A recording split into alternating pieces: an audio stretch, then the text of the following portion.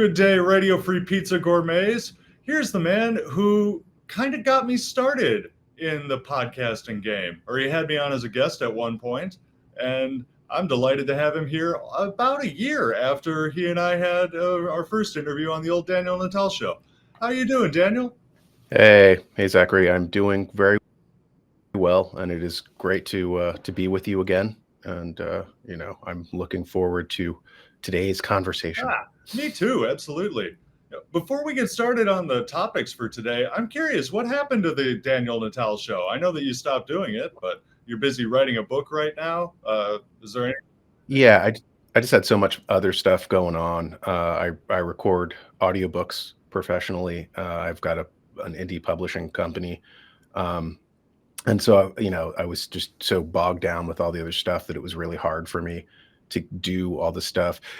As you know, the hardest part of like having a show like that is you schedule guests, and sometimes the guests show up. Most of the time they do, but every once in a while, some snafu happens or some technical glitch happens and you're left panicking. And so there's like a lot of like behind the scenes stuff, or somebody wants you to read a book. Like I had a gentleman who is a supply chain expert, wonderful man. But he was like, here, read my 500-page book before you interview. So there's a lot of work that goes into what you're doing right now. Yeah, absolutely. That would be nuts. 500 pages. Well, I've read your book and I'm looking forward to the next one. But the topic for today that I'm curious about doesn't have too much to do with actionable ethics. I'll put a link in the show notes for everybody who's interested. So, yeah, it does touch on, however, on the book that I'm working on now, like some of the themes and topics, because from what I understand, you wanted to talk about kind of the influence of the international bond market on kind of geopolitics and how that ties into Trump wanting to buy Greenland or making a bid for Canada, that kind of stuff, or Panama Canal. Yeah, exactly. And I'm actually in Panama right now. So, sweet. Yeah, it's pretty nice down here. I mean, it's nice and warm at least. But yeah, I am particularly curious because you were the fellow who turned me on to the idea of purchasing Greenland being really stimulating for the bond market. Can you elaborate on why sovereign debt is so central to maintaining that kind of economic stability or the stability of the ruling financial system? Yeah, exactly. That's more accurate. The ruling financial system, the Anglo-American Empire, is held together, and previously the brand name was the British Empire, and so it starts. The concept of bonds is very old. I mean, you can go back to the 1200s, and people had in Italy, where that was like kind of the financial center of Europe at that time period, and you had families like the Medici, famously. And they were called prestiti, bonds. But the thing was, they were just local. Like somebody would loan money to the government. The government would pay them back. There'd be a coupon rate, all that kind of stuff that is associated with bonds today. But it was just local. It was just local oligarchs would, pay money for a bond for municipal projects or war. More often, it was war. And it wasn't until this group of guys called the Baring brothers. They had a father from Germany, and they moved to England. And the boys were born in England in the 1700s. And in 1762, they create something called the Baring Brothers Merchant Bank. And the Baring Brothers Merchant Bank, essentially created the sovereign debt, the international sovereign debt market. They did that concept that you can have a Brazilian buying an English bond, or you could have an Argentine buying a German bond, and an American buying a Russian bond, et cetera. So they created this international infrastructure. And it was really to help, buoy up the British East India Company. And that, essentially becomes the British Empire across the world. And it was financed for those three purposes, for infrastructure. Like a big one was canals. Like the Erie Canal was financed by the Baring brothers in the United States. Lots of rail, lots of factories like Buffalo, Albany, like all these cities were actually financed by bonds that the Baring brothers were the principals on. And also war was a huge one. Either you want to go to war or you have to rebuild infrastructure after a war.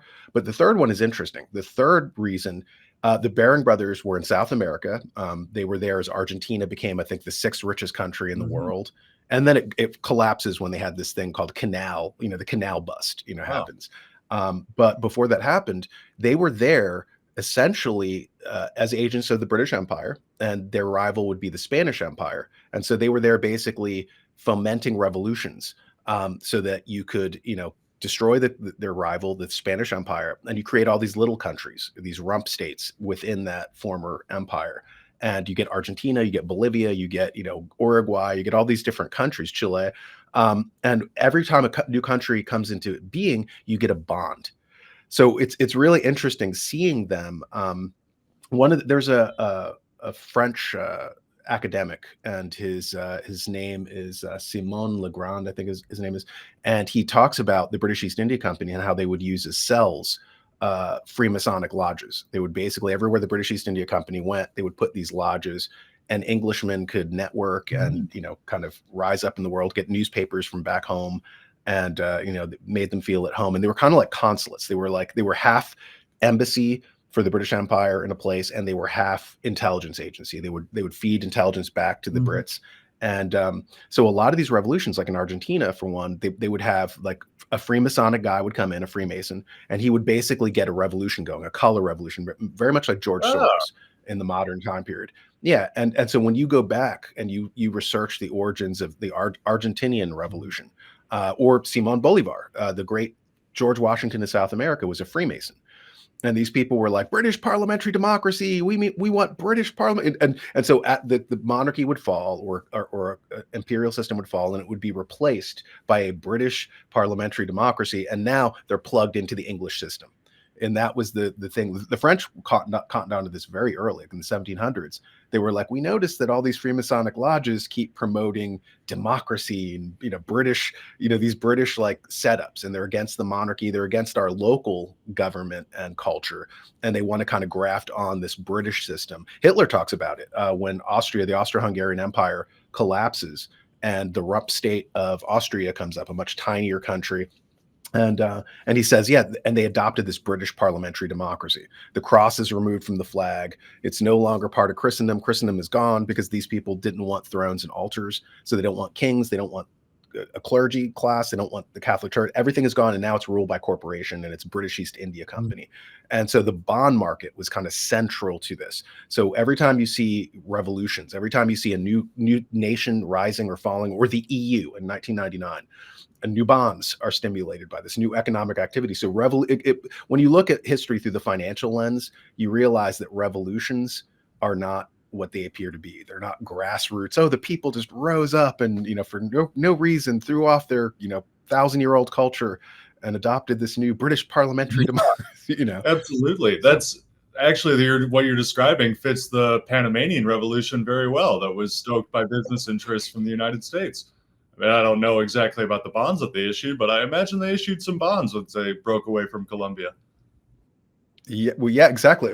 If you read Wall Street and the Bolshevik Revolution by Anthony Sutton, he talks about this one location in New York, and it's something like 234 Broadway was the location.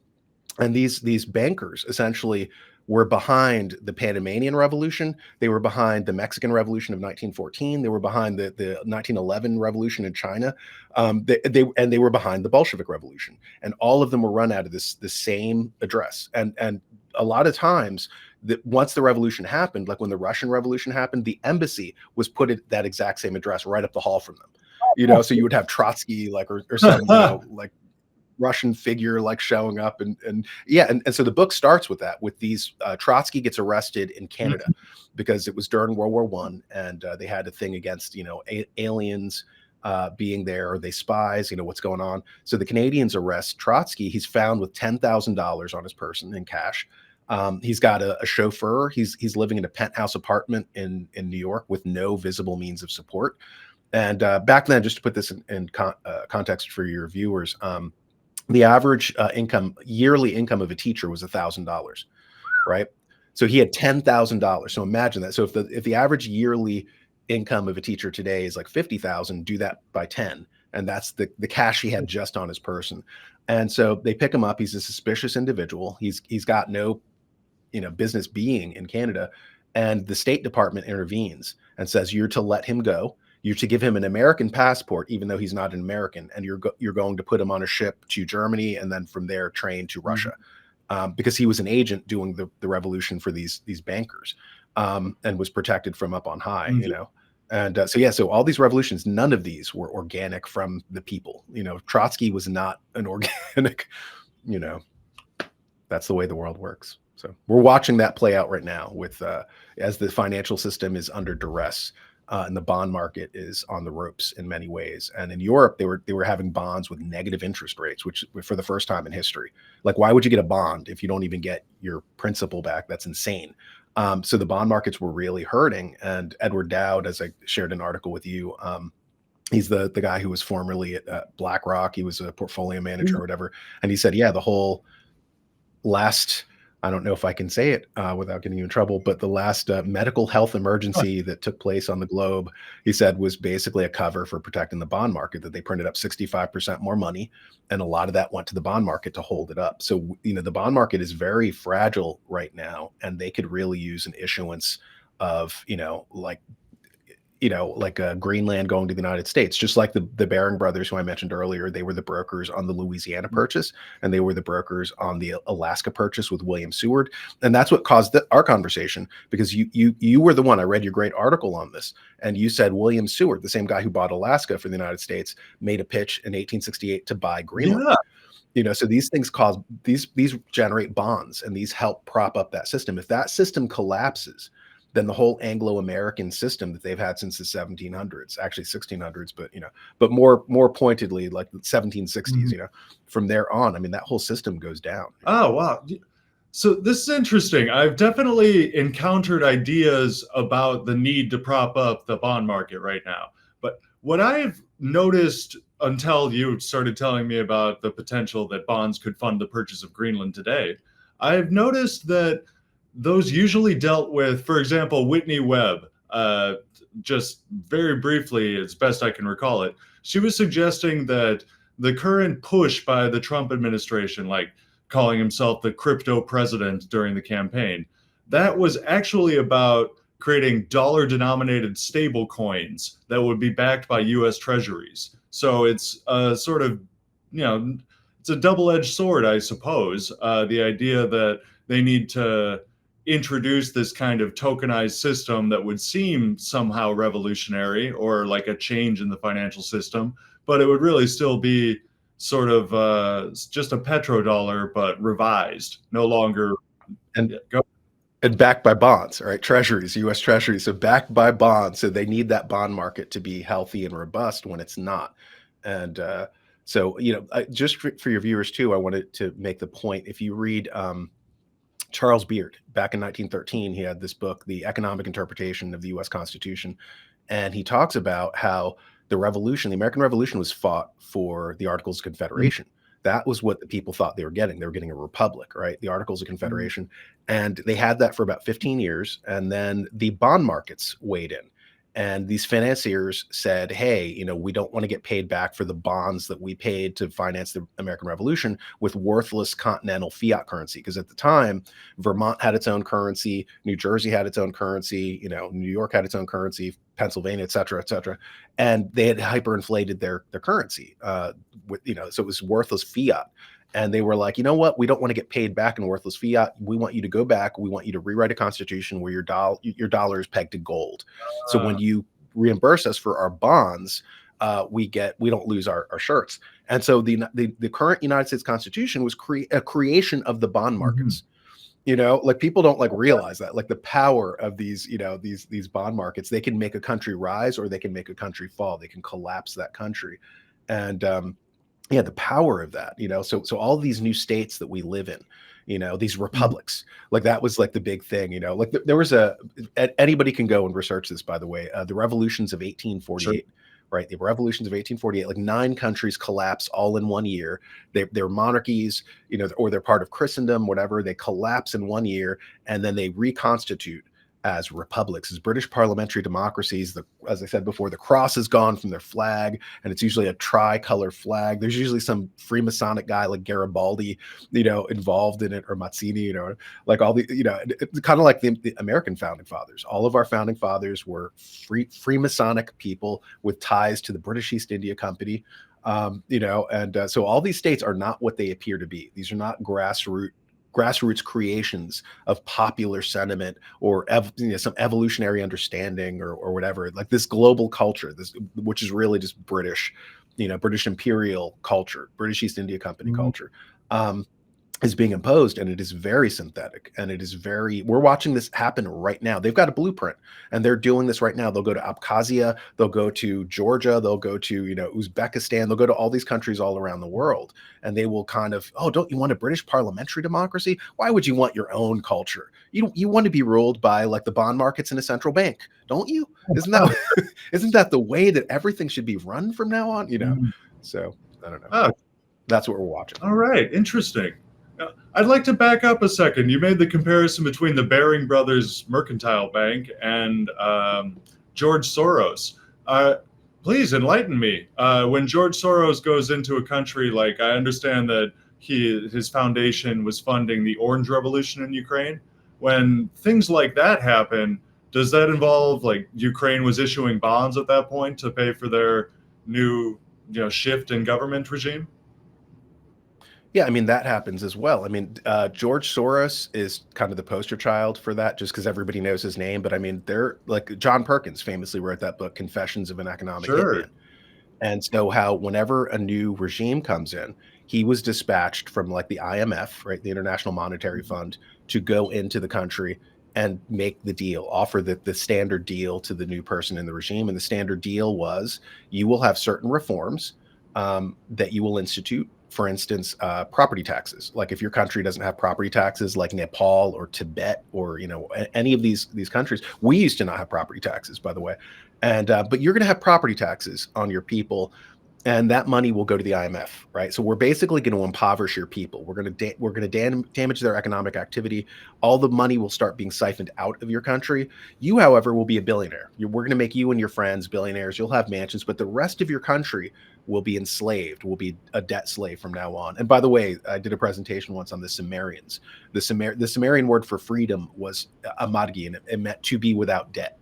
So if you're in debt, you're a slave, and so that's the deal. And he said only 3 people he was aware of didn't take the deal, and one was Jacobo Arbenz in Guatemala, one was Saddam Hussein, and I can't remember the third one. It might have been Mohammed Mossadegh, but yeah, they didn't take. These were men of integrity that we were told were vicious, evil dictators, bad people. Maybe Gaddafi was one of them. But yeah, but most people take the deal. Where they enslave their populace, put them in debt bondage, and and you will get. And a big part of this is infrastructure loans, right? So well, I don't need a new airport. Well, you're going to get another airport. You're going to get 3 airports. You don't really need them. There's not really that much traffic, but we need to give this contract to Halliburton, and we're going to create a bond on those things. And we know that you can't pay back those bonds, but you have collateral, and the collateral is going to be the gold in your country, or the collateral is going to be the nickel or the cadmium or the lithium.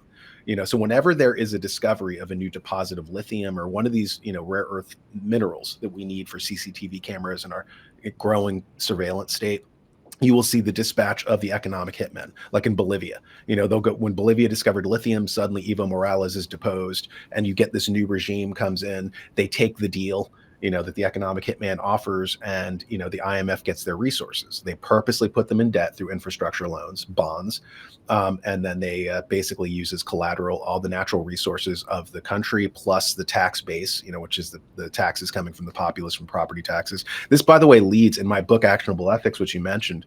I talk about the global slave markets. And a big trigger for that is when the IMF goes in and they institute property taxes in a new country, a conquered country. And the people never had to do that because they own their land for like hundreds of generations, like in Nepal, right? This has been our family farm since 1300 AD. What do you mean we don't own our own land? This is our land. And they're like, no, you now have to pay property taxes, but we're not even on the money system. We make all our own food. We make all our own clothing. We don't have money. We barter for what we need. Well, you're going to need money now. So take your oldest son and he will go to an international employment agency, and they will put him in China, and he's going to work in a sweatshop, 23 hours of the day. And we're going to take his passport away. And he will be able to work to basically, pay your property taxes, because we're going to pay him $50, a day. And then when he gets there and they take his passport away, it's not $50 a day, it's 50 cents a day. And he can never leave. and he's now a slave. And so these employment agencies are tied into this IMF system, this larger global debt system, where these people are literally being made into slaves, whether in a factory or whether in a sex setting, or organ harvesting. Like, all of this is tied together, and it's all tied to debt, and that debt is called bonds. Kind of, and just making a pun on that would be like George Soros would be like James Bond. Right. He's like, I'm here to impose bonds on your country and tax slavery and British parliamentary democracy. Oh, geez. Well, that's a lot of that is kind of horrifying, but thank you for sharing nonetheless, despite my horror. Oh, gosh, this is just the way the world works. Well, getting back to Greenland for a second, I'm curious, how would you estimate the effect on the financial system if bonds were issued to facilitate the United States purchase of Greenland? That seems to me like it would have massively negative ramifications for the general American population. Am I on the right track, or? Well, I mean, just going back to the concept of natural resources, right? So Greenland allegedly has like lots of minerals, lots of mineral wealth. And if they acquire Greenland and a bond is generated, then those natural resources would be collateral, and would not go to the United States. They would basically go to whoever is doing the bond, which is going to be City of London. Like, you sent me an article about Trump's Treasury Secretary, and he was being questioned by Tom Cotton, and they were talking about the Bank of England being the broker between all these bonds, all this debt restructuring. And that's essentially what's happening right now, is the United States is being looted. We're in debt. And so what is happening, that Department of Government Efficiency is really, straight out of the World Economic Forum. Elon Musk was a young global leader in 2008. And so he is not a populist. He's not here to help the American people. He's basically here to say, okay, the United States is heavily in debt. You have your natural resources as collateral. And we want that gold in the Chocolate Mountains region. We want your uranium in Texas. We want like all these things. So he's basically going to itemize this stuff for a debt restructuring program. He's going to tokenize it, so it can be sold now on the international markets. Like, historically, when a war happened, you would have one country invade another country for its resources. That is the baseline definition of war. You get invaded for your resources. So what they're going to do is take our resources and pre-steal them. And then, so you don't have to wage war now. China does not have to wage war to get our lumber, because they don't have much lumber. 3/4 of their country is desert. So they need lumber. So now they can just buy a token.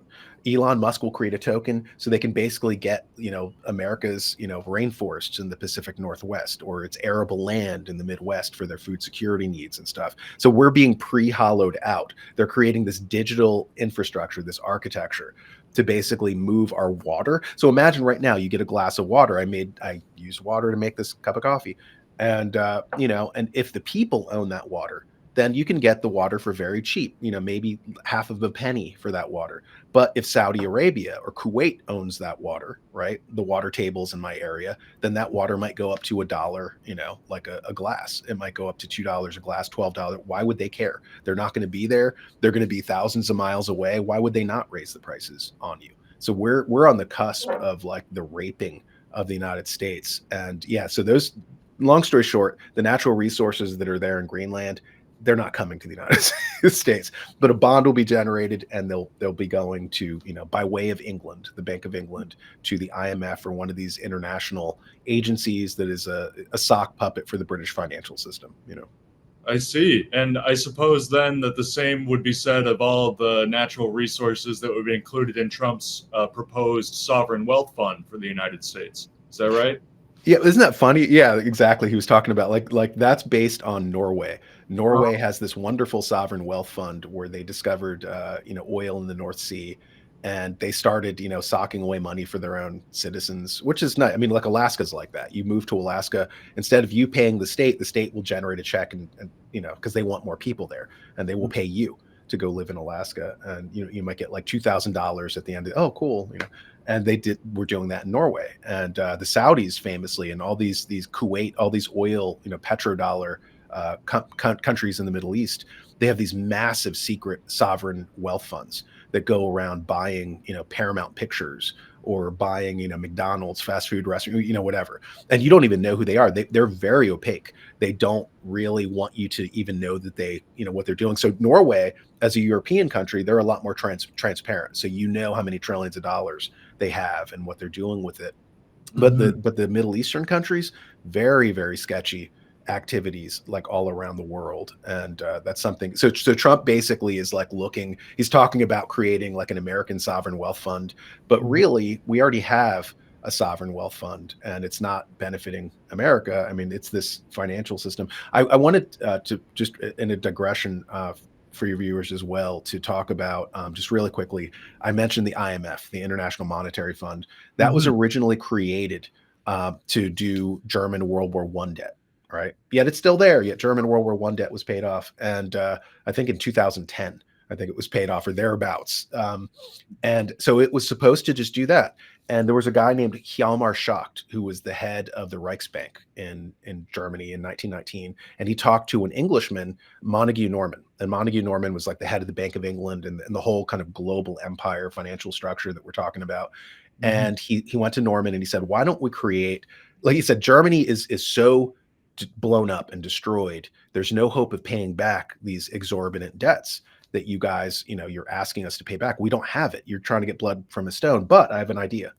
He said, what if we create central banks and we basically put central banks in every country of the world where they don't exist right now, right? Only a handful of countries in 1919 have central banks. We're going to get them in Bolivia. We're going to get them in Mexico. We're going to get them all over the world. And you are going to encourage them to buy German industrial goods, German tractors and German cars, Volkswagen, that kind of stuff. And then we'll get enough money to pay off these loans to the IMF, and so this money will go to the IMF, and then it will go to the Allied victors, And so they said, okay, that sounds like a good idea. From 1919 on, let's create this, and they did it through the Bank of International Settlements. They created the Bank of International Settlements, which is the central bank of all the world's central banks. And they created it in Switzerland.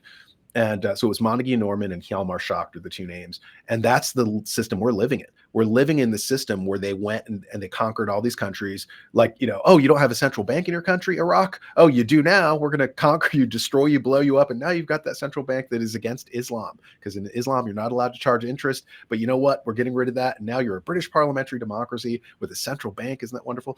And so it's going to pay back German World War I reparations that no longer exist. So the whole IMF system, there's no reason for it to exist, but it was so lucrative once they finally got that infrastructure in place that after 2010 and German World War I reparations are done, they're like, they're sitting pretty. They're like, oh, nobody's noticed that we're still running and operational when our mandate, the very telos of what we were designed for, the aim of what we were, constituted to do is gone, but they're still giving us money. So we have trillions of dollars of the world's assets coming and being pooled in this slush fund, and nobody's noticing, And it's a really beautiful system for that handful of people. But yeah, a good book to read on that is the Tower of Basel. It talks about the Bank of International Settlements in Basel, Switzerland, and how every country now has a central bank. Why that is, and why we're here. So, oh man. God, this is such a nightmarish system. I'm wondering, what do you see from your vision of history that you provided over certainly the past several centuries, like the British parliamentary system being instituted in these quasi-color revolution situations? How do you see the odds that humanity can free itself from this bizarre little system? The bond market has been very unstable, as you mentioned, with Edward Dowd. And it seems like whether it's through using US dollar denominated stable coins to prop up the bond market, or by doing these land deals, like issuing bonds for the purchase of Greenland or the Panama Canal. Basically, what do you think that the common folk of the world can do to get back to more of a system like the Nepalese family that you were describing, where, hey, this is just our land. Like we're not dealing with that. We don't want to have our natural resources looted from us by just wealthy overseas nations. Yeah, Alvin Toffler talks about that in what was it? The Third Wave, I think is the name of the book, in 1980, and he talks about like the euphemisms of creating new markets, and he was like, well, what does that mean? And he said like it means like there's an African, sub-Saharan African tribe, and they're not in the money system, right? They're self-sufficient, make all their own clothes, all their own food. They're outside of this Anglo empire structure, and so you don't want that. You don't want them to be outside the system. So you will dispatch, the Peace Corps, and the Peace Corps will come and tell them, you don't really want your own culture, do you? You don't really want your own religion and your own legends and your own, kind of oral traditions and everything like that. You really want to be part of this global system, don't you? And it raises all, the tide raises all ships, and you'll be so much wealthier if you get into this money system. And so, one of the things he talks about was, they will install a dictator in that country, and the dictator will take the deal. He will be rich, and he will enslave his population.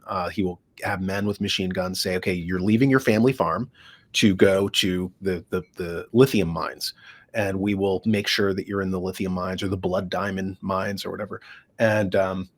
And you will be doing this now for 23 hours a day. And their response is, oh, but if I'm doing that, how can I farm? How can I make food for my family? And then, oh, that's great. You can't farm now. So now you're going to have to buy, goods and services from Walmart. You're going to have to buy, goods and services. So now we've created a new market, right? But what we've done is we've essentially destroyed that culture, because we've taken the men away, and now the women have to go to work to get the money to buy the food that previously they didn't have to buy. Right. So now the women are gone, the men are gone. So cultural transmission is disrupted as nobody is teaching the children. But that's the best part, because the globalists are going to send in schools, and they're going to teach the children not their own culture, but they're going to teach them that, feminism. They're going to teach them the glories of, women not having families and being in a cubicle, or LGBT or gay marriage, and they don't really need their own culture. Right. I mean, that's so passé. And now they're debt slaves, and they're fragmented. There's nobody raising the children. Crime rises, because the systems that were in place to make sure that young men behave themselves are gone. They're not out in the family field. So you get this Mumbai, kind of like slums start to develop, as the corporate structure shunts people off the farms that they were historically on. This is happening in India, like that. I'm not just saying Mumbai just randomly, where the new system comes in, the new capitalistic system.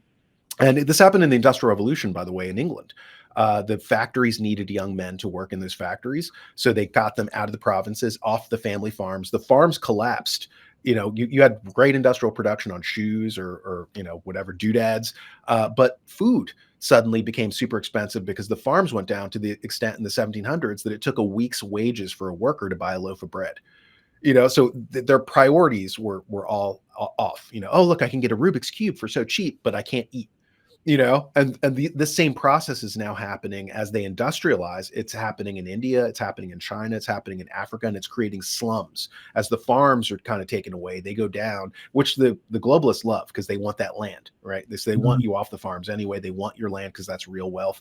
But this plays into also what happened in the revolutions of 1848. In the revolutions of 1848, why did that happen at that time period? And the answer was because that's when the Industrial Revolution hit Central Europe, right? So when the Industrial Revolution hit Central Europe, suddenly there was all this unemployment. All these people lost their jobs as technology and new factories came in. Textile workers suddenly, oh, I'm good at weaving, but the machine can do it much faster, much cheaper. I lost my job. What do I do? So with the mass unemployment, the people basically, it created the conditions for revolution. And right now, with the Fourth Industrial Revolution, they're terrified of the same thing happening in the West now, where all these people are going to be displaced with their, from their jobs. And one of the big things in the revolutions of 1848, one of the lead ups was this creation of the surveillance state to try to tamp down on revolution. And so we've seen that here, where we have this massive surveillance state that requires all these lithium and nickel and silver and all these things, which is why we're getting all these resources from around the world to create this infrastructure, because they are terrified of the Fourth Industrial Revolution being like how every other industrial revolution has been. It has been catastrophic sociologically to any country that's hit it, And by the way, that's all. It's also associated with population decline. By generation 4, of an industrial revolution switchover from a traditional culture to the industrial revolution culture, children become much more expensive in a city than they were in the farm. When you're in a farm, children are an asset because they're more labor, right? So the more children you have, the more wealth you can generate, and it's good. It's a win-win. When you shunt those people into a city now, where the children they have no like work value, and now they're a cost. So people tend to have less children because they're so expensive in the city in the urbanization phase. And so all of a sudden you see people having 10 children, 8 children, 6 children, 5 children, 2 children, a dog. And it just goes down. And that's what's happening right now all across the West, all across China. They're seeing population collapse. India, they're seeing population collapse. Like they're going to have a peak from when they were agrarian, and then it's going to start going down. And this is a very well documented phenomenon. It's an anti-human system. It's terrible. I think that's a very well chosen word, anti-human. Like going back to my old, I guess I would say more anarchist days, I certainly had just the instinct that the world that I was raised in, like the West, the United States, had an anti-human bent, and getting a sense of how that operates is really helpful. Thank you. Well, the book I'm working on right now, it starts in 1600, and it starts kind of in the shadow of the Protestant Reformation, and it talks about like Mark Carney of all people. Mark Carney used to run the Bank of England, so he's a bad guy. He's now running for office in Canada. Yeah, and he wrote this book called Values, and it was an interesting book, and he talks about how from Aristotle all the way until the Catholic canonists in the 1500s, economics was a subset of ethics. So you could do economic activity, but there was a goal, and it was to help the people. And the people were there in that goal. And in my book, Actionable Ethics, I actually track like the definitional change of economics. And it used to be about what benefited the people. And then around Milton Friedman, they took the people out altogether. They said, oh, it's just the allocation of scarce resources. And the people were removed. The whole purpose of the system was removed. And so Mark Carney admits that. He said from Aristotle all the way till Christendom, till the 1500s with the Catholic world, that you could not do certain things if it hurt the people. Like for instance, usury. Usury was illegal under the Catholic Church, so you couldn't create debt slaves. So they had basically their model was wealth creation. The older Middle Eastern model was wealth extraction, slaves. Right. Wealth extraction is slaves. You get people into debt and stuff like that. And so the Catholics were against that, just like modern Muslims. Islam is also against wealth, exploitation and stuff, wealth extraction. And so when the Protestant Reformation happened, it happened as a result of there were crop failures in the 1500s, and Northern Europe broke away because they couldn't really. It was hard for them to live in the feudal system that Christendom had developed. So it was tied to the land. Everybody was a farmer, and that worked really well in France and Italy and Spain and Greece and stuff because they were warm. They had warm climates. In Northern Europe, they had cold climates with rocky soil, and historically they made their living off the sea, the Vikings and stuff like that, because they couldn't really eke much of an existence out of the soil. And so for a little while they were in Christendom, and they were trying to be farmers and stuff, trying to be peaceful. But when these crop failures happened in the 1500s, the German princes were like, hey, what do? We need to stay in power. Let's rob the church. We're going to go in and we're going to rob all these church lands, all these abbeys and all these things. And we are going to stay in power. But it's going to obviously create a rift between us and the church. So they created this narrative of, oh no, we left the church because of indulgences, or the church was corrupt, but really they robbed the church. That's what happened. Mm-hmm. And the same phenomenon happened in England. And then they revert to their piracy model, their pre-Christian piracy model, where it's, like, oh, Britannia rules the sea. So everything is about sea. Christendom is land-based. The new model, the Protestant model, is sea-based.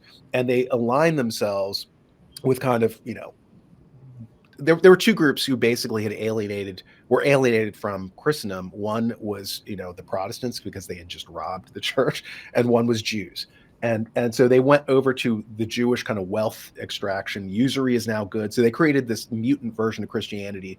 Let's call it Judeo-Christianity, where now wealth extraction was allowed, was permissible, and not just permissible, but it was lauded, wealth extraction as opposed to wealth creation. And you would basically create slaves, and you would create not just slaves on an individual level, and Marx talks about this, Karl Marx, but you would create slavery on a national level, right? Where you would have whole countries in debt servitude, and that's the system we're in now, and that's what the bond structure is, what the IMF is. It's about getting entire nations and continents into debt. And the only way out of this, Yuri Bezmenov, the KGB agent who defected years ago, he wrote down what is the way out of what's happening, and he wrote on a board God, God. So there is another system out of this, and it's not. We've been told a fake binary, false choice. Oh, you can have capitalism or you can have communism, but there's a third choice, and it's Christendom, right? We had another system, and it was real and it worked for 1,500 years. But they don't want you to know that that's an option, right? Because if you're in that system, then their whole kind of grift debt-based system goes under. But yeah, and like I said, I'm not advocating for a particular religion, or because like I said, Islam too has an anti-wealth extraction system that they're trying to take down. And by the way, everybody talks about Rothschild bankers. Oh, the Rothschild central bank, and they're trying to take down Iraq or Iran or Yemen or any of these countries and then put in a Rothschild central bank. The Rothschilds gained power because the Baring brothers in the 1820s, they lost their shirt in the canal bust, the same canal bust that did the Erie Canal in the United States. And that's when the Rothschilds came up, when the Baring brothers lost their shirts on the canal bust. Then the Rothschilds came. And we've been with them for quite a bit, God, what incredible news! That's a fascinating detail there about the rise of the Rothschilds. I mean, surprised that I hadn't heard it before. Like, I was just in an interview the other day, or I mean, a couple months ago now, talking about the Rothschilds and the various ways that they, for example, were implicated in the rise of Christian Zionism as a way of establishing or helping to establish the Palestinian protectorate under the British Empire. And I suppose bonds must have been involved with that too. Do you happen to, Yeah, like everything, the whole post-World War II system. I mean, that is the apotheosis of the zenith of the power was in the post-World War II system. And that's when Israel was created. The CIA was created in 47. Israel was created in 48. So all of this infrastructure, the Bank of International Settlements, like the UN, like all these things were just boom, boom, boom. NATO was, I think, 49. And that basically NATO was the ultimate kind of conglomeration of what had formerly been the American Republic with England, and they had united, and it was supposed to be temporarily for World War II. And then they were supposed to decouple. And then after World War II ended, they were like, just kidding. We're going to keep World War II going forever. And I tweeted that recently. I said, the big danger is not World War III. The big danger is World War II never ended. And I showed like an engram, a Google engram of the usage of the word Nazi. In 1955, 10 years after World War II ended, Nazi was like, nobody really, that wasn't part of the popular discourse. Nobody cared. It was over. That was part of the, that was as irrelevant as Hirohito in Japan. At that point, nobody talked. And then you go to 2025, Nazi, Nazi, Nazi, Nazi, Nazi, and it's in the discourse. Every politician, oh, I'm not a Nazi. Oh, look at those Nazis there. Oh, the Nazi, and they're so more obsessed on Nazis, 70 years after the events than the people who fought the literal Nazi. World War II never ended. And once World War II ends and countries kind of break back apart and we stop having these massive nation states, and that's what's going to happen. According to Lord William Rees-Mogg. He was the financial advisor for Lord Rothschild. And he wrote this book called The Sovereign Individual. And he correctly saw the dissolution of the Soviet Union. And he said that you're going to see cryptocurrencies. He predicted cryptocurrencies back in the 90s. And he said you're going to see the collapse of large nation states, continent-sized nation states like the United States, like Canada. He saw Canada falling before the United States, breaking up into 2 or 3 separate countries. And he said the United States would eventually break up into 2 or 3 separate countries and then smaller countries from that. And that's going to create bonds, lots of bonds. Whenever you have these shifts, there's a reason for it, and it's not because the people woke up. It's because the financial system ran its course. It could no longer extract anything, so now they've got to reshake the puzzle pieces in the box and then create a new configuration, and that will give more life to the economic system. But the ultimate way out of this is essentially to go back to our own traditional cultures, for Africans to stop trying to have British style nation states that they never, that's not part of their culture or history, or Indians to basically retake their tribal structures and tribal systems, and, China to be China, Japan to be Japan, and for us to essentially, Islam, he gets to have Islam, and they have this structure that is not based on British imperial, British parliamentary democracy, and that's okay. It's okay for them to not be, to have their own culture, in their own zone. But that essentially will be, the salvation of the people, is if they return to some kind of system where you have ethical guardrails above the economic system, like we used to under Christendom. We had a structure above. And there was this, just really quickly, there was this Italian historian named Arrighi, and Giovanni Arrighi, and he talks about how the Treaty of Westphalia, when the modern nation state is invented in 1648, they made the assertion just to get away from Christendom, right? So they wanted to get away from the church, and they were like, okay, no thrones, no altars, just to repeat that phrase. And they said, no authority is higher than the nation state. And we're making that assertion. No authority is higher than the nation state. And he said that was true until the British said, oh, well, there is something above the nation state, and that's going to be the free market. The free market is above the nation state. And he calls it British free market imperialism. Right. So now you have this system, the structure that is above the nations, that is above the voters. Right. The World Economic Forum is essentially, this structure, this British free market imperialism structure above. So they're occupying the part that had previously been occupied by the Pope. Right. And instead of a college of cardinals, you have a college of corporations. And so they've made this assertion, oh, there is something above the nation. And this is why people don't understand. Hey, I keep voting, but how come, I voted for a particular thing, but how come Elon Musk is flying in from Davos, from the World Economic Forum, or Vivek Ramaswamy, and these people who are nobody voted for are basically determining who your president is, because there is a structure now that is above the nation state. Just nobody's talking about it, and they're occupying the position of the Pope. So it's this weird anti-Christendom. It's this antichrist-like system, if you want to put it that way. And the people need to wake up to that and say, no, I mean, you have no authority.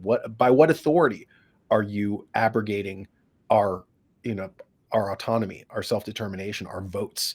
By what authority? And it rests. Their authority rests on the same authority that an imam's authority rests on in Persia, or that the Pope's authority rested on in the Middle Ages.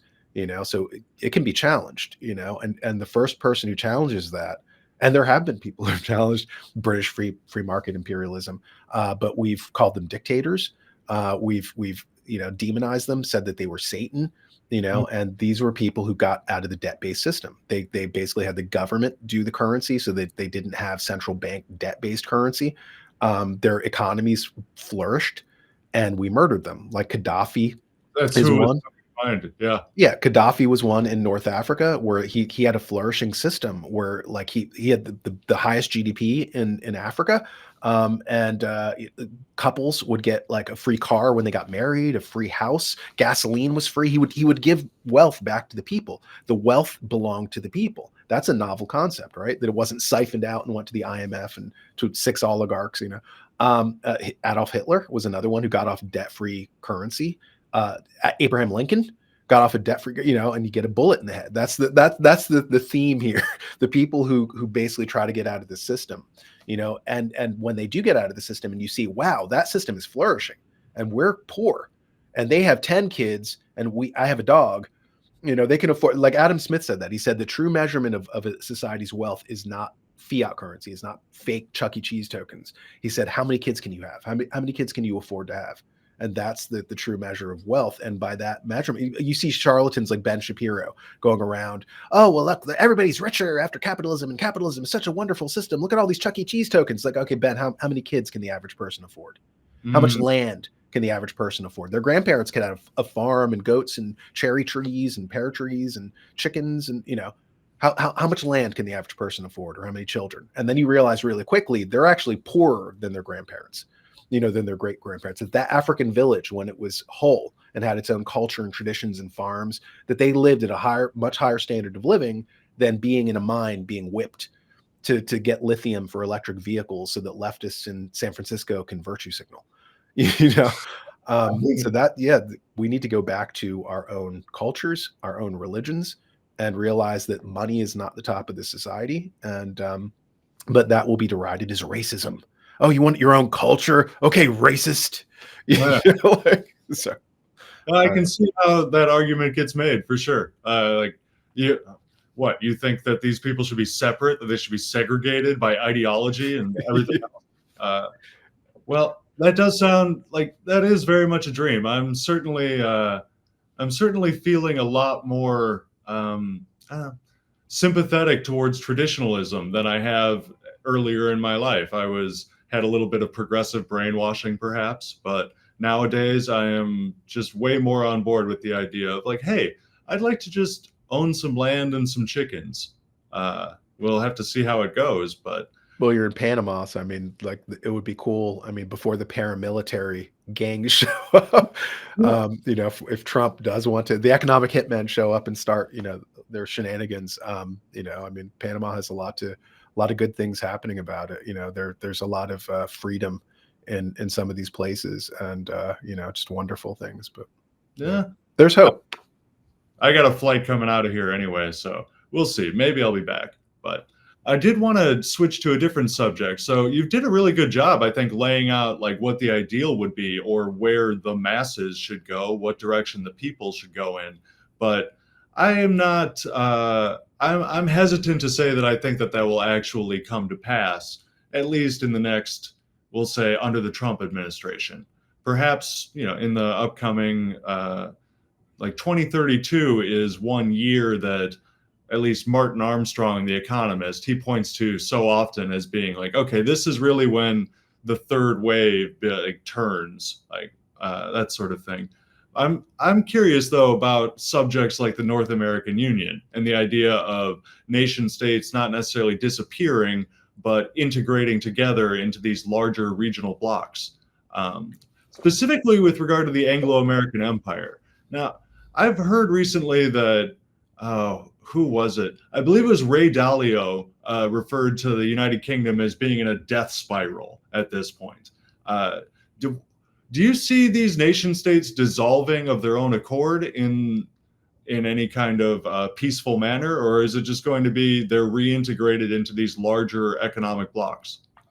Well, I mean, everything comes down to their system is economics. Economics is the top, you know, and that is there's no other consideration. You know, you will mass murder entire continents. It doesn't matter as long as GDP goes up a nickel. Mhm. And so essentially, from my analysis, the British Empire were bankrupted after World War One, and they had to make some hard choices. And there's a great book. I think I mentioned it to you before. It's called Dream Worlds of Race, and it's Yeah. by a British academic, a professor. I think he's at Oxford, and he documents the British plans to basically reabsorb the United States. They called it the reunited States, and that's when the United States goes back into the British grid. And they called them the settler colonies. They wanted to get the United States, Canada, uh, Australia, New Zealand, and South Africa, and they were going to create an Anglo bloc from that. Mhm. And then from that Anglo bloc, they were going to create a larger world, kind of what we would think of as the United Nations, right? And they were conceptualizing this back in the 1870s. And they said the most likely way that we will get the United States in is through a treaty. We can trick them through a treaty. And they tried several times and failed because we had a comparable Senate, we had a competent Senate. And then they very wisely went and changed how we got senators, you know, in 1917, to make sure that they could destroy the Senate, the quality of the people in the Senate. And because they had stopped them, they had stopped the United States joining the League of Nations. They had stopped the United States joining an international court. All these international structures that the British had, that were sock puppets for the British. They had created these offshore maritime, you know, things that, you know, everything is sea based, you know, maritime law. Mhm. And so our senators were like, no, I'm not giving up our sovereignties. You know, go jump off a bridge. We're not doing it. And finally, they got their way after, you know, World War II. Essentially, they'd lowered the level of the Senate, and finally they signed on to NATO. And at that point, they're like, "Ha, I got you." But anyway, but the way it happened, the British Empire, and they talk Carnegie, Andrew Carnegie told them. He said, "You have to a prerequisite of creating the Anglo bloc is you have to get rid of India. You have to get rid of your African colonies, because he said you have to use force, which costs money, to basically hold India, because they're a different culture. Sure. Right. If you go to the English speaking zones, you can be more manipulative, and you can kind of trick them into coming on and making your, oh, well, we're all English speakers. We all have the same, fairy tales and stories and background and Shakespeare, Beatles, and he talked about that too. He said the Americans would be disinclined to rejoin England because they hate the redcoats. So we're going to have to change the culture. He said that back in 1903. And so that's when they did their whole, post World War II, the Beatles, British invasion. And it really was a British invasion. They took over the culture. James Bond, just to go back to that, and England got the opposite. England was Elvis and James Dean and Marilyn Monroe. So they created this kind of transatlantic culture. Very cynically and very, very purposely. But yeah, so England, essentially, they were bankrupted after World War I, and they had to reconstitute in a new economic form. And like I always like to point to like a holding company, right? Like when a billionaire wants to protect himself, he will have this like a holding company at the top. And then underneath, and he can't basically be sued. If he's sued for taxes or something, any money that's in that holding company is largely protected, largely. And then underneath that holding company, he will have LLCs, right? Underneath the holding company, he'll have LLCs. And so I basically said the British Empire became what we think of as the UN, right? Where they basically are that holding company at the top, and their assets are protected. And they've got LLCs, which are smaller nation states that they control in this system. And so they get all the benefits of an empire without any of the liabilities, because when they had an official traditional empire, they had to build the roads. They had to spend money on aqueducts. They had to spend money on policing and all this kind of stuff. But now with this new system, they get all the resources from all these countries. They basically get to call all the shots.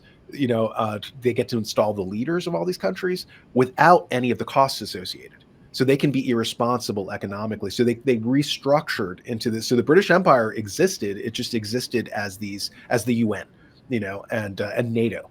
And so basically, when the United States linked up to England with NATO, that became the Anglo-American Empire. So from 1949 on, we've been living in the Anglo-American Empire. And that's why it doesn't matter who you vote for. There is no constitution. That's why you can criticize George Washington. You can say Thomas Jefferson was raping his slaves. You can demean the founding fathers of what was once the U.S. You cannot demean Churchill. If you go against Churchill, all the neocons will, how could you say anything Churchill? Because that's the new founding father of this system, of the Anglo-American Empire, where you can be disrespectful to the Americans. You cannot disrespect Churchill. All right. Very interesting. Well, geez, I am wondering, I guess, how this is going. If Ray Dalio was correct and the United Kingdom is in its own death spiral, they won't be remaining at the top then.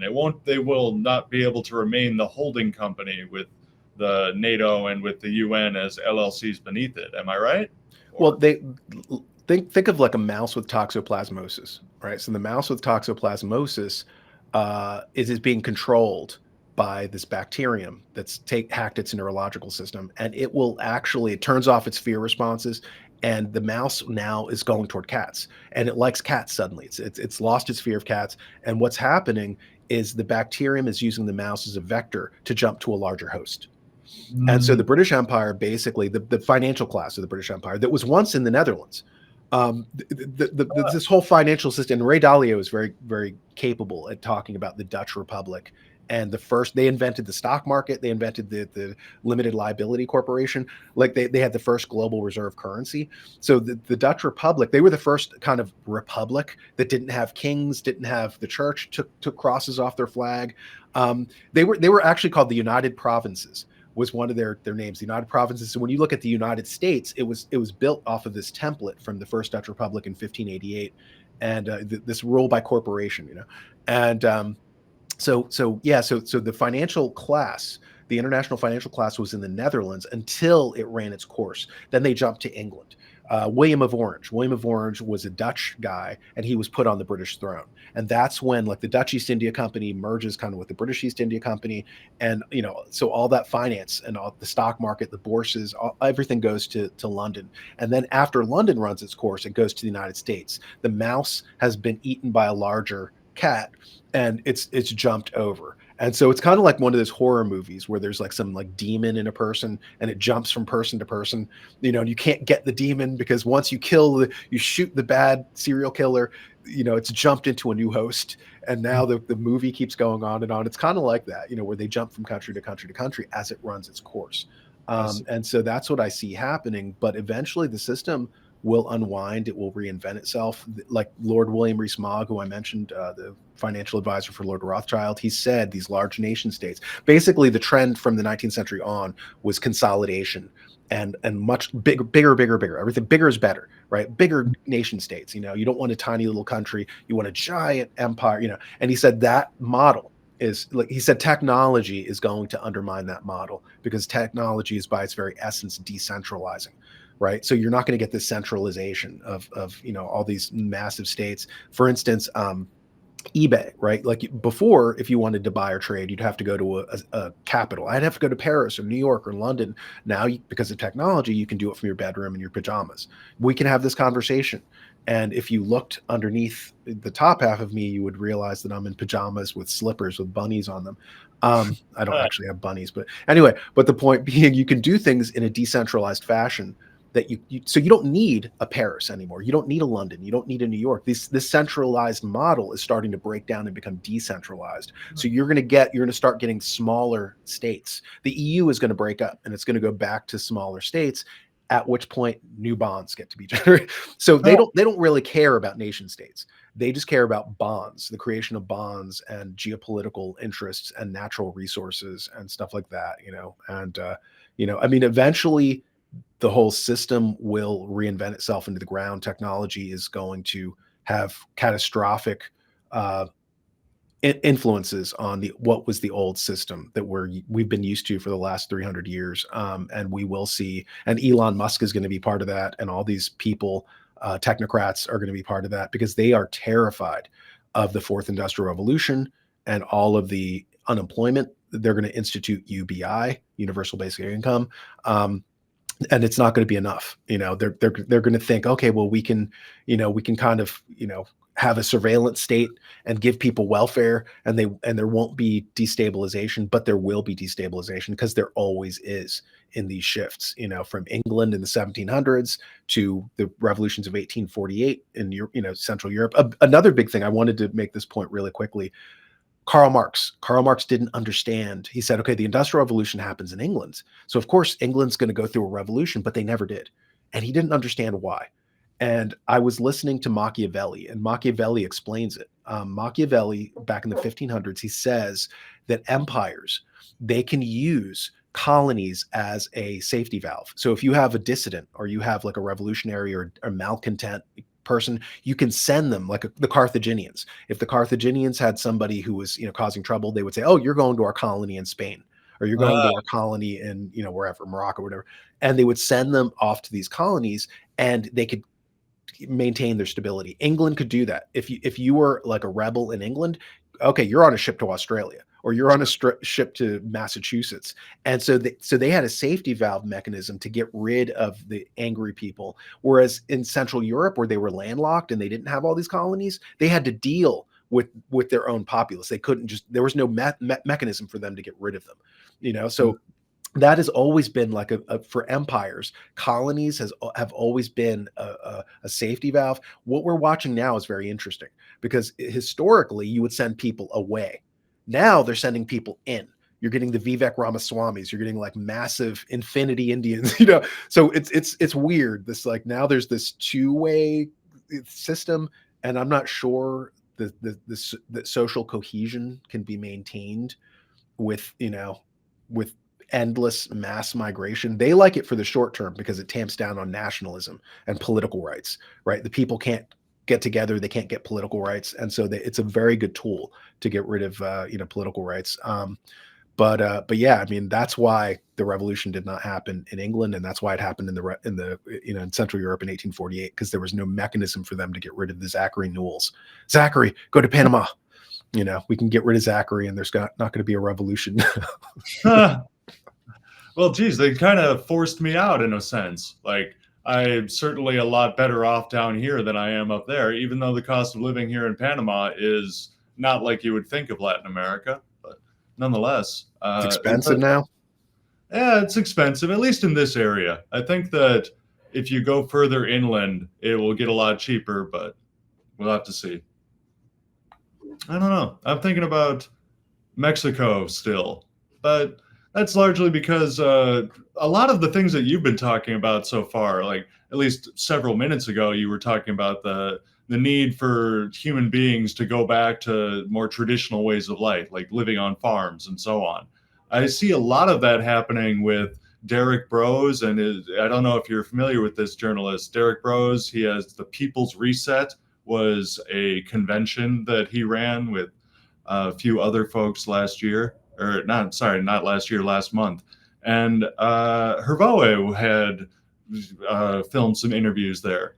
And it was all about regenerative agriculture. There was also some stuff about cryptocurrency from some of the speakers. And that is something that I'd like to bring up in reference to what you were just saying about technology, because cryptocurrency was definitely sold as being something super decentralized, was going to give us back a kind of liberty to the common folk. But now it's being absorbed back into the Anglo-American financial system. And yeah, I'm wondering what you see happening as far as other attributes of the fourth industrial revolution, like DeepSeek, the AI model that was recently debuted from China. That's supposedly a lot more decentralized. Like the reason it caused such a hit to NVIDIA's stock price is because they don't need to have 1,000 GPUs in a data center. It's more decentralized. So I'm wondering if you see any potential for the ruling class to overcome any of the disruptive elements of the fourth industrial revolution, or do you just think it's kind of a done deal? Like the people are going to revolt because there's just no way that they could clamp down on that? Well, the people who have been running things since 1600, right? So we're centuries into this experiment. They're not very good at social systems, right? So if you look at Islam or you look at Catholicism in the Middle Ages, these were social systems. They had social machinery. And so you could rely on a certain baseline level of ethical behavior from the people within these social systems. So they wouldn't run around raping, killing, they weren't feral, fatherless populations. As when you have feral fatherless populations, suddenly you need police to kind of make sure that there's baseline stability to keep the supply chains running. And the system as it runs now is crude, predatory, and it ignores social systems to the extent where it's almost contemptuous of them. Like Republican talking points. Oh, we don't want to legislate morality. We don't want any ethical. Okay, well then what are you legislating? If you don't want to legislate morality, what are you legislating? And it's this very immoral system, that ignores that human beings need families, they need land, they need like breathing space to be functional, so that they're not, and their solution thus far has been, okay, well, we've taken everything from you, you're in a void. You're going crazy, like Dostoevsky talks about that in Notes from the Underground, the nihilism that arises when the Industrial Revolution hit Russia, right? So all of a sudden, all the social systems had broken down. Nobody believes in God. There's no church. And he said most of these mental illnesses arose from boredom. The people were just so bored and inactive. They felt like the inertia. He uses the term inertia over and over again. And I was explaining to my son, I said that, of course, inertia would happen in kind of like that cultural vacuum. You've stripped away their culture, their 1,000-year-old culture. You stripped it away. And what they're told is materialism, prosperity, that this will be a Band-Aid for the loss of your culture. And I said inertia is not just an object in motion tends to stay at motion. It's also an object at rest tends to stay at rest. So you're kind of like, you're immobile, you're immobilized. And I said, under Christendom, as an example, Aristotle talked about, what causes movement in the universe, particles. And he said, everything has to be moved by something else. And he said, if you trace it back, there had to have been a prime mover. And he called that the unmoved mover, which was his term for God, right? So if you remove God, if you remove the unmoved mover, then nothing moves. Everything is just inertia, and you're just locked. You don't know what to do with yourself. And the only escape from that is into insanity. J.G. Ballard said that. He talked about in these overly like dystopian, tyrannical regimes where everything is, every moment is apportioned out.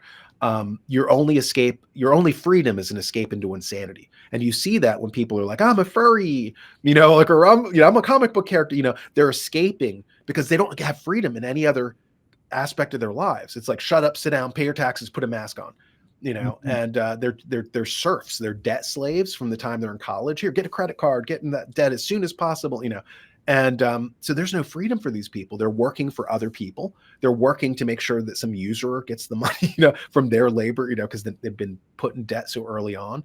And so I mean, this system that is based on, materialism with nothing above it, no social system above it, right? So like under Catholicism as an example, or Islam, or any of these, you would have a calendar.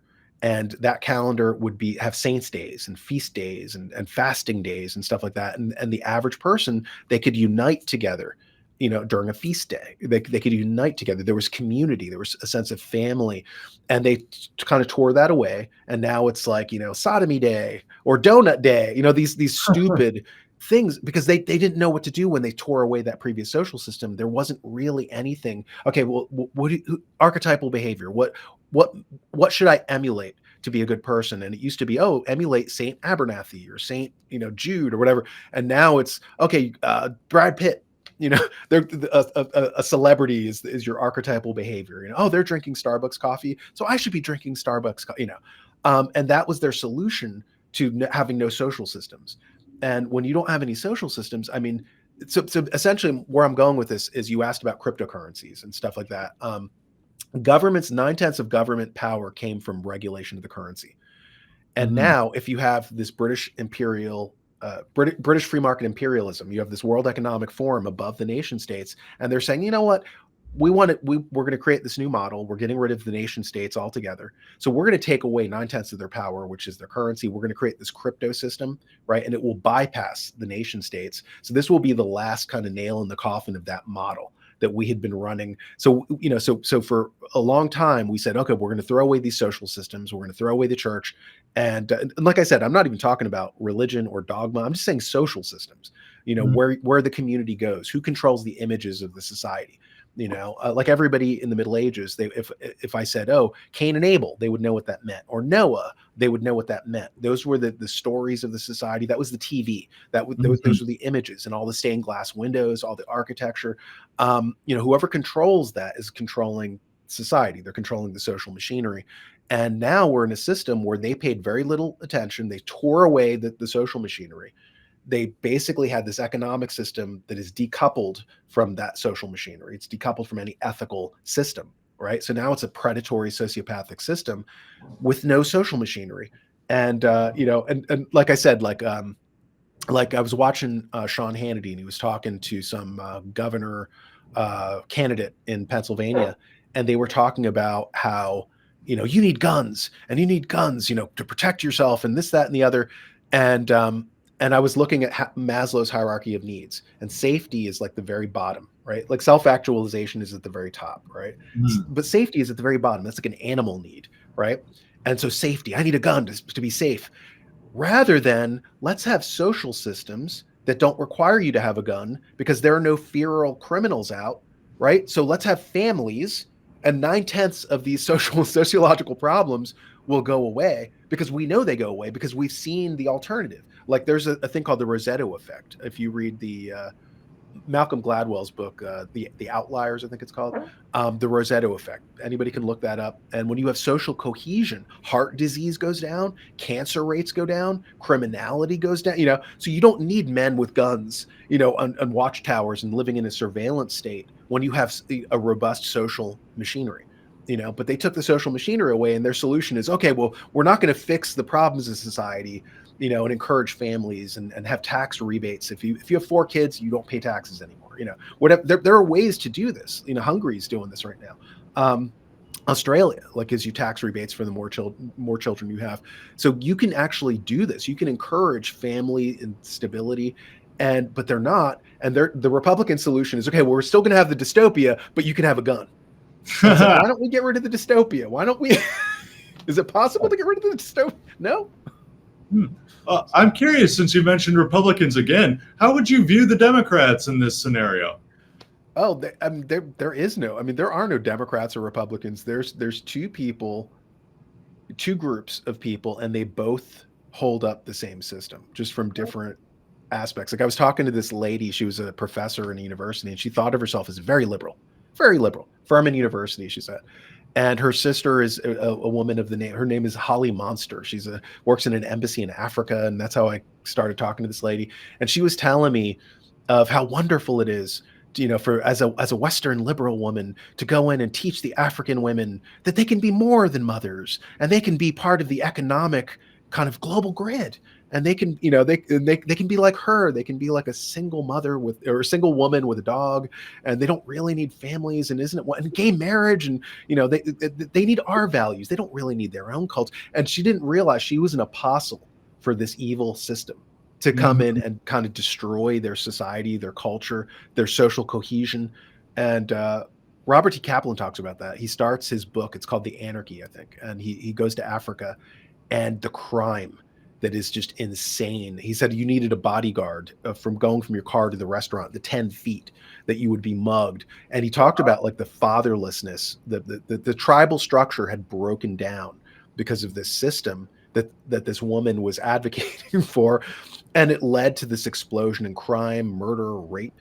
And so she thinks of herself as a good liberal. She's just, but they definitely need to get rid of their own culture. And they definitely need to have Walmarts and have like debt and credit cards and central banks. And then they'll be free like she is.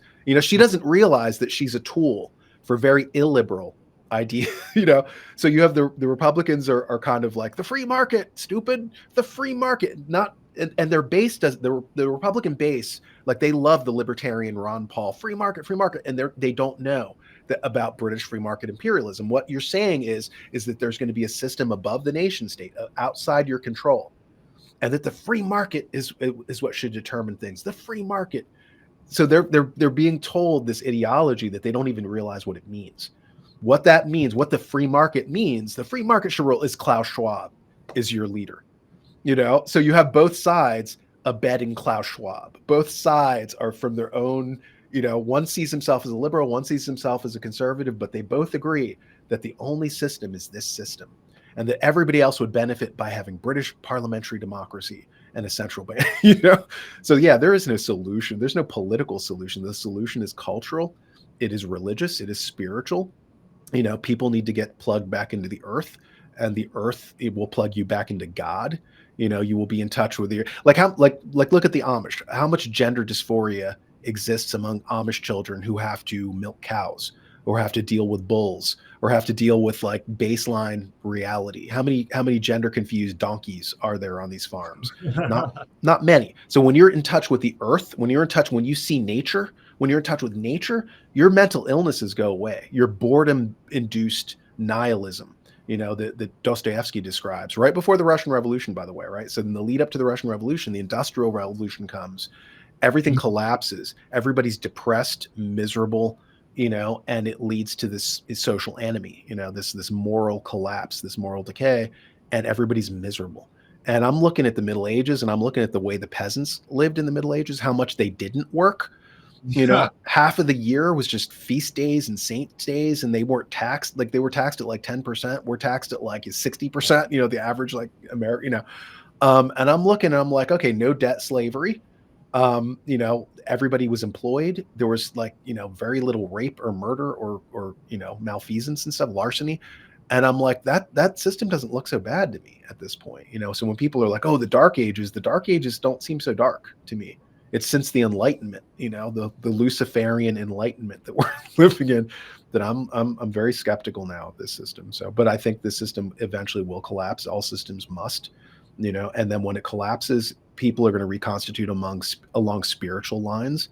Like look at Martin Luther King. Martin Luther King, and he's very synthetic, I know, but nevertheless, he was Reverend Dr. Martin Luther King, and the way that he organized was through the churches. Same thing with imams in Israel. When there's no nation state, they organize. The organizing principle is the mosque, or the church, or the temple, whatever. And so once this system collapses, once the nation state system collapses, and it's the people who have created the system want it to collapse. So it will collapse. There will be no United States of America. There will be no Canada. 3 generations from now, this will be a very, very different looking globe. And we need to make sure, however, that when it does collapse, it's not reconstituted to where Klaus Schwab and Elon Musk have all the power, but that it's constituted in a way that human beings can be human, where the solution isn't, the system is anti-human, but we're not going to change the system. We're going to change you. We're going to give you drugs, and we're going to give you a chemical lobotomy, and or we're going to meld man with machine, and you'll be part of the machine, and it's like, or how about you change the system? How about we have legitimate grown-up style social machinery, like we have historically, and right now we're flying without any social machinery. We're flying without any adult political class. They're really good at money, but they're not so good at social machinery. They're not so good at and that's, like the Republicans are poster children for that, money, money, money. It's the economy, stupid, and then Democrats are just gone. They used to be for the working class. They went over to Wall Street. They're gone. I mean, it's a fake right and a fake left. And like I said, no political solution. There's a human solution and a spiritual solution. Well, that sounds wonderful. The solution that you've described actually brings a warm feeling to my heart. So that's got to count for something, I think. I don't know if everyone will feel that way, but I kind of expect they will. Like, we're all human. How could anybody really have another alternative kind of feeling compared to mine? Like, how could somebody be hearing something like, having community and going back to the land and feeling like a human being, not being depressed and over medicated and all of these different things? Nobody would reject that. If you were in an Amish community, Zachary, there would be a female Zachary. There would be like some, like in a community structure, there would be a young lady. She would pair off with you. You would have 6 children, and this is what people like. They were very good at the marketing department of the system. Totally misled people about things Karl Marx was a tool, an actor of the same people who did the revolutions of 1848. They basically had him write the Communist Manifesto. They were called the League of the Just. In 1848, right? If you look up the League of the Just, these were the people who ran the revolutions. They were the George Soroses of that time, and they got Karl Marx to, he was one of the authors in the Communist Manifesto. But anyway, so I'm not like, Karl Marx, because communism existed before Karl Marx. There was a guy named Robert Owen, and what they distracted the public from was what Robert Owens was saying was, okay, the Industrial Revolution came. It caused all this disruption. It caused food prices to skyrocket, farms to collapse. It caused all these orphans, like an explosion of orphans, because when all the young men were lured into the cities, there was no young women. There was no social machinery like there was in their village for them to marry, for them to pair up with a woman. So prostitutes came in. When prostitutes came in, there was an explosion of orphans. And then you get this Oliver Twist type dystopia. We've only avoided that now through abortion. You don't see all the orphanages you used to in the 19th century because now we're just killing them. That's not a good long-term solution. And so Robert Owen, looking at all of this evil, he basically said, we need to get back to the land. We need to get back to community. Communism, it was about community. It was a Luddite reaction against the Industrial Revolution. And he said the solution to this is Amish style. That his vision of communism was not Soviet Union with large factories and Joseph Stalin and police states and surveillance states and secret police. No, it was an Amish community. That was his concept. That is, and that really is the solution. And you don't need to call it communism. You could just call it feudalism. You could call it the Middle Ages. You could call it 99% of human history was this model that Robert Owen wanted to go back to. And they very successfully stigmatized that. They put an ism to it. They pathologized it. Kind of like somebody said, demisexual. They had the description of demisexual and all these new invented sexualities. And it was like demisexual is somebody who can only have sex with somebody that they love. And somebody commented, they were like, great, they pathologized normal human behavior. That's normal human. There's no that's just being a normal human. So communism, you don't need to use that fake label. It's just called, hey, I want land in a family. Land in a familyism, you know? And it was a Luddite reaction against the Industrial Revolution. And so, yeah, so most of the stuff we've been dealing with has been as a result of these industrial revolutions. And now we're going through the fourth one. And so now there's a lot of people in positions of power. They're like, crap. We don't know what to do. We're not very good at social machinery like the church used to be or Islam used to be. You know, we're not good at this. We tore away the social machinery and we just had this predatory economic system without any of the accompanying infrastructure.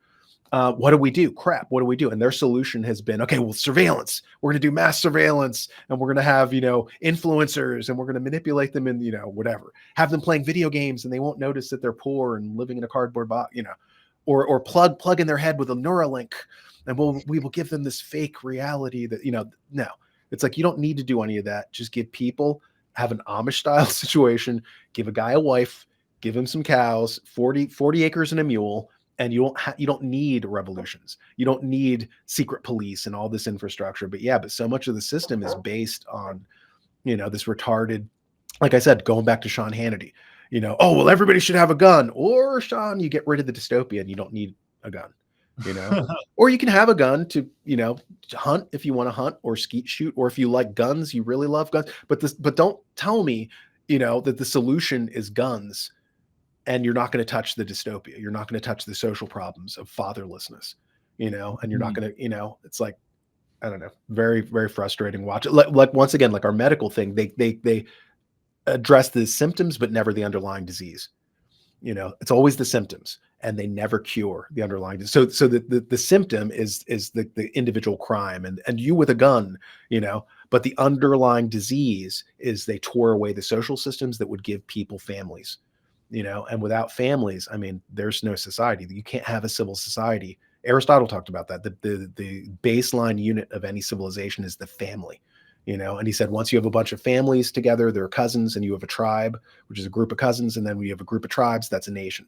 But the atom of it, the building block, the Lego block at the center of that is the family. And that's the solution, Sean Hannity, is you subsidize families, you encourage families, you give them tax rebates, you make it idealized. You have movies where the family, that you have like the strong father figure who's wise, and you have the mother who's, helping her children and doing, you make them the heroes of society instead of, the single person with the cat in a cubicle, people as an economic unit. Oh, your value is an economic unit. And once your economic unit value goes, then of course we kill you. We send you to a maid chamber in Canada and we have you do assisted suicide because you're no longer valuable economically. That system has to go because that system, like I said, is anti-human. You don't kill your grandparents because they can't be in the hamster wheel.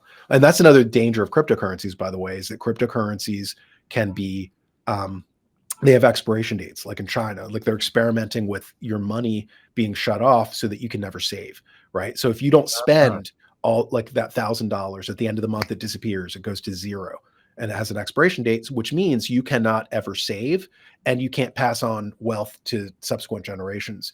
So, which means that you have to be constantly working in that hamster wheel. And once you get too old and you can no longer work, well, then they'll just euthanize you. That's the solution that they've come up with, and that's what a bunch of people, Dr. David Martin and stuff like that. He's kind of a charlatan too, but he's right. I mean, he was talking just very recently, he was talking about, that Social Security, there's not enough money. And their solution is kind of euthanizing old people, sending them to the hospitals, injecting them with stuff where you're like, oh, this is the cure, but it's actually the cure to the economic system, which is killing them, and that it's such an evil system. We're killing our elders. We're killing Oliver Twist through abortion. We're like, their solution is killing the people who cannot be viewed through the lens of economic productivity, and then you just have the people in the middle and they're just supposed to be hamsters on a wheel. And once that wheel stops, they just euthanize you. And there's got to be a better system. And there is a better system. We know there's a better system because it was this system for 99% of human history, So I don't know. That's it. I got nothing else, Zachary. No, hey, I think that's a wonderful place to end. I think that you proposed the system. And really the system is family and community. And it's, even in our conversation, I've thought of so many different ways that I never really considered before that we've been alienated from that. Like, it's amazing that I could have lost any sense of my own humanity, that I could have become estranged from my family, etc. It's unreal, me kind of too. how how victimized we were by history. It's incredible.